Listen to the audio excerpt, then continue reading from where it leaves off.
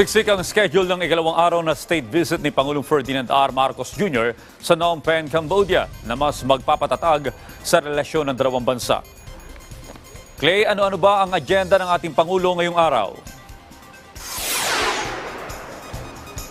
Rise and Shine Audrey, Rise and Shine Pilipinas. Pagpapalakas sa kalakalan, pagpapaigting ng kooperasyon laban sa transnational crimes at pagkalap ng suporta para sa chairmanship ng Pilipinas sa ASEAN 2026. Diyan nakasentro ang state visit ni Pangulong Ferdinand R. Marcos Jr.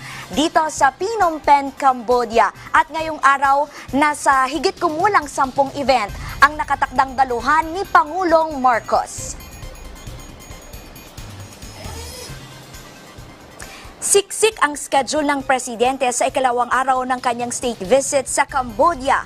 8:40 a.m. isasagawa ang wreath-laying ceremony sa Independence Monument. Susundan ito ng official welcoming ceremony sa Peace Palace. Hudyat ng pagtanggap at pagpupugay sa pagbisita ni Pangulong Ferdinand R. Marcos Jr. Ito ang unang state visit ng Pangulo ng Pilipinas sa nakalipas na halos 9 na taon na tugon sa imbitasyon ng Hari ng Cambodia na si Norodom Sihamoni. Alas 9 ng umaga oras dito sa Cambodia, isasagawa ang summit meeting sa pagitan ni Cambodian Senate President Hun Sen. Susundan ang bilateral meeting kay Prime Minister Hun Manet at signing ceremony ng mga kasunduan sa pagitan ng Pilipinas at Cambodia. 3 bilateral agreement ang inaasahang lalagdaan, kabilang ang pagtutulungan sa pagsugpo sa transnational crime. Sa harap ito, Audrey, ng dumaraming biktima ng human trafficking dahil sa mga online scam operations sa Southeast Asia. Kasama rin ang pagpapataas ng antas sa higher education at pagpapabuti ng air connectivity. Narito ang pahayag ni Pangulong Marcos. Tayo ay nakikipagtulungan sa Cambodia upang sama-samang lumago ang ating ekonomiya.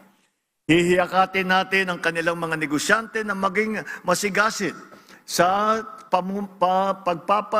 pag-invest at pagnenegosyo sa mga kumpanyang Pilipino upang naman patuloy na yumabong ang ating ekonomiya.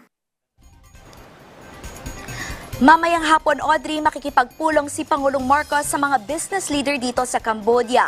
Tatalakayin ang pagpapalawak ng oportunidad ng Pilipinas na mag-export ng mas maraming inumi para ramihin ang mga Filipino franchise sa Cambodia at hihikayatin ang pagbisita ng mga turista sa Pilipinas. Bahagi ito ng mas lalo pang pagpapatibay ng ugnayan ng Pilipinas at Cambodia. At Audrey, magtatapos ang gabi ng Pangulo sa pagdalo sa isang state banquet bilang pagpapakita ito ng matatag na pagkakaibigan ng Pilipinas at Cambodia na ipinagdiriwang ang 68 taon na diplomatic relations ngayong 2025. Yan ang munang pinakahuling balita mula rito sa Phnom Penh, Cambodia. Balik dyan sa studio, Audrey. Maraming salamat, Clay Sol Pardilla.